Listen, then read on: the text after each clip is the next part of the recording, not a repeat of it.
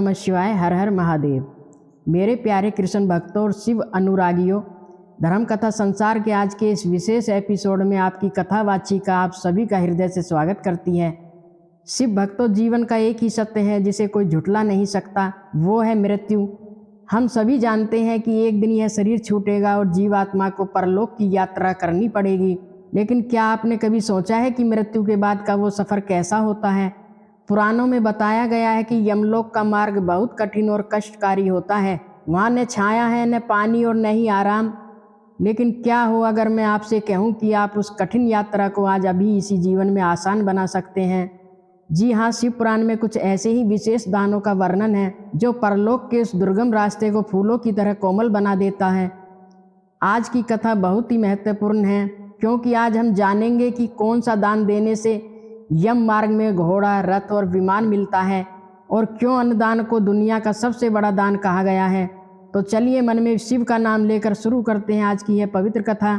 शिव भक्तों, यह प्रसंग तब शुरू होता है जब परम ज्ञानी वेद व्यास जी के मन में पापियों और साधारण मनुष्यों के लिए गहरी चिंता उत्पन्न हुई। उन्होंने देखा कि अनजाने में पाप करने वाले जीव मृत्यु के बाद यमलोक के मार्ग में बहुत कष्ट भोगते हैं। उनका हृदय करुणा से भर गया।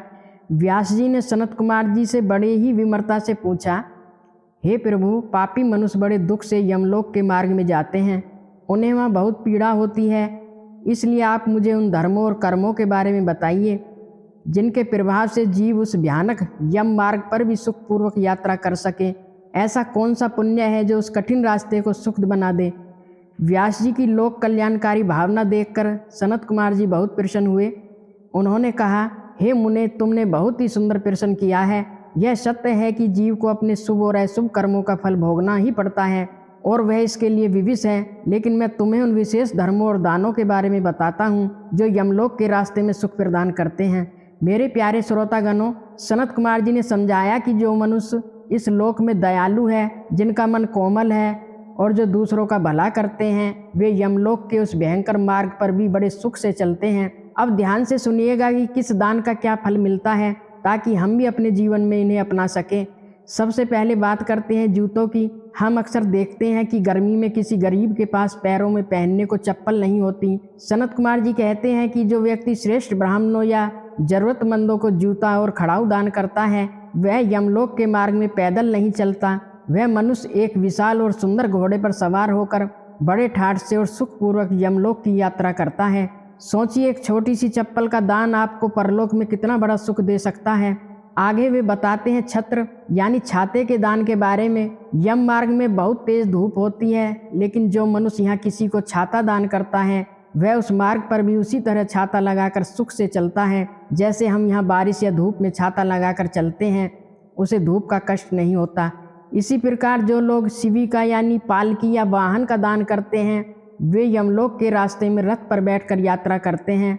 उन्हें थकान नहीं होती। जो लोग यहाँ दूसरों को सोने के लिए सैया, बिस्तर और बैठने के लिए आसन का दान करते हैं, वे दाता यमलोक के मार्ग में भी विश्राम करते हुए, आराम करते हुए सुखपूर्वक जाते हैं। प्रकृति की सेवा का फल भी बहुत ही अद्भुत है। मेरे भक्तों, सनत कुमार जी कहते हैं कि जो लोग बगीचे लगाते हैं, छायादार वृक्ष रोपते हैं या सड़क के किनारे पेड़ लगाते हैं, वे यमलोक जाते समय धूप में नहीं जलते। वे बिना किसी कष्ट के उन पेड़ों की छाया का सुख लेते हुए जाते हैं। और जो मनुष्य सुंदर फूलों की फुलवारी लगाते हैं, वे तो साधारण रूप से नहीं बल्कि पुष्पक विमान में बैठकर यात्रा करते हैं। भक्तों, घर और आश्रम का दान भी बहुत ही महत्वपूर्ण है। जो लोग देव मंदिर बनवाते हैं, वे उस मार्ग पर ऐसे आनंद करते हुए जाते हैं जैसे अपने घर के भीतर खेल रहे हों। जो यात्रियों और सन्यासियों के लिए आश्रम बनवाते हैं या अनाथों के लिए घर का निर्माण करवाते हैं, वे भी उस परलोक के रास्ते में घर के सुख का अनुभव करते हैं। हमें अपने माता पिता और गुरु का सम्मान क्यों करना चाहिए? शिव पुराण इसका उत्तर बहुत सुंदरता से देता है। जो लोग देवता, अग्नि, गुरु, ब्राह्मण, माता और पिता की पूजा और सेवा करते हैं, वे यम मार्ग में स्वयं पूजनीय बन जाते हैं। वे अपनी इच्छा के अनुसार सुख से यात्रा करते हैं। अंधेरे को दूर करने वाला दीपदान भी खाली नहीं जाता। जो दीपदान करते हैं, वे यमलोक के अंधकार में रास्ते में दिशाओं को प्रकाशित करते हुए उजाले में आगे बढ़ते हैं। अगर आप किसी थके हुए व्यक्ति को पैर धोने के लिए जल देते हैं, तो आपको ऐसे मार्ग से जाने का सौभाग्य मिलता है जहाँ जल की पूरी सुविधा हो और जो आदरणीय पुरुषों के पैरों में उपटन या तेल लगाते हैं वह भी घोड़े की पीठ पर बैठकर यात्रा का आनंद लेते हैं। सनत कुमार जी ने एक बहुत बड़ी बात कही है, जो व्यक्ति पाद, अंगराग, दीपक, अन्न और घर का दान करता है उसके पास यमराज कभी भी क्रोधित होकर नहीं जाते। सोना और रतन दान करने वाले मनुष्य दुर्गम संकटों को आसानी से पार कर जाते हैं। चांदी, बैलगाड़ी और फूलों की माला दान करने से भी दाता सुखपूर्वक यमलोक पहुंचता है। मेरे प्यारे भक्तों, इन सभी दानों का अपना अपना महत्व है, लेकिन अब मैं आपको उस दान के बारे में बताने जा रही हूँ जिसे शिव पुराण में सर्वश्रेष्ठ कहा गया है। वह दान है अन्नदान। सनत कुमार जी कहते हैं, सब दानों में अन्नदान को ही सबसे उत्तम बताया गया है। ऐसा क्यों? क्योंकि अन्न ही एकमात्र ऐसी वस्तु है जो तुरंत तृप्ति प्रदान करती है। धन या वस्त्र मिलने से मन को वो शांति नहीं मिलती जो भूख लगने पर भोजन मिलने से मिलती है। अन्न मन को प्रिय लगता है और शरीर में बल और बुद्धि को बढ़ाता है। मुनि श्रेष्ठ ने स्पष्ट शब्दों में कहा है कि अन्नदान के समान दूसरा कोई दान न तो हुआ है और न कभी होगा, क्योंकि अन्न से ही प्राणी उत्पन्न होते हैं और अन्न के बिना वे मर जाते हैं। भूख की आग बहुत भयानक होती है मेरे बच्चों। इस आग से तपते हुए प्राणी अन्न के बिना प्राण त्याग देते हैं। इसलिए किसी की भूख मिटाना किसी को जीवन देने के समान है। इसलिए अन्नदान को महान पुण्य बताया गया है। शास्त्रों में कहा गया है कि यह संपूर्ण जगत अन्न से ही धारण किया जाता है, अन्न में ही प्राण बसते हैं। एक बहुत ही महत्वपूर्ण बात जो हम सबको आज गांठ बांध लेनी चाहिए, हमें कभी भी अन्न की निंदा नहीं करनी चाहिए और न ही उसे फेंकना चाहिए। कई बार हम थाली में खाना छोड़ देते हैं, लेकिन याद रखिए अन्न साक्षात ब्रह्मा है। शिव पुराण यह भी सिखाता है कि दान किसे देना चाहिए।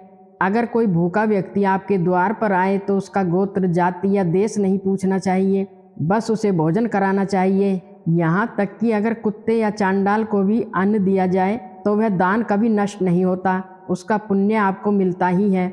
जो मनुष्य किसी थके मांदे अपरिचित यात्री को अन्न देता है और देते समय मन में कोई कष्ट या कंजूसी नहीं रखता, वह जीवन में महान समृद्धि का भागी बनता है।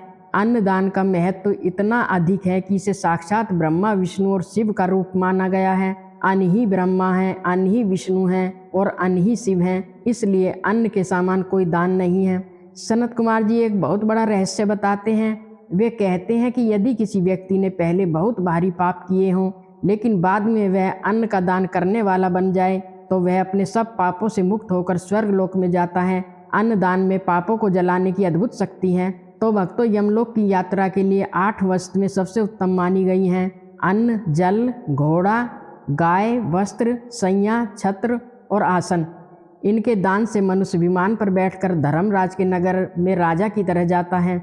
आज की इस कथा से हमें यह सीख मिलती है कि हमारा असली धन वह नहीं है जो हम तिजोरी में रखते हैं, बल्कि वह है जो हम दूसरों को देते हैं। हम अक्सर सोचते हैं कि दान करने के लिए बहुत अमीर होना जरूरी है, लेकिन शिव पुराण हमें बताता है कि एक छाता, एक जोड़ी चप्पल या एक वक्त का भोजन भी आपको परलोक के मार्ग को आसान बना सकता है। भावना शुद्ध होनी चाहिए। विशेषकर अन्नदान करने से न चूकें, चाहे वह चींटियों को आटा डालना हो, पक्षियों को दाना देना हो या किसी भूखे को भोजन कराना हो। यह छोटा सा कर्म आपको महादेव की कृपा का पात्र बना सकता है। इस अध्याय को सुनने या सुनाने मात्र से भी पितरों को अक्षय अन्नदान का फल प्राप्त होता है। तो आपने यह कथा सुनकर भी बहुत बड़ा पुण्य कमा लिया है।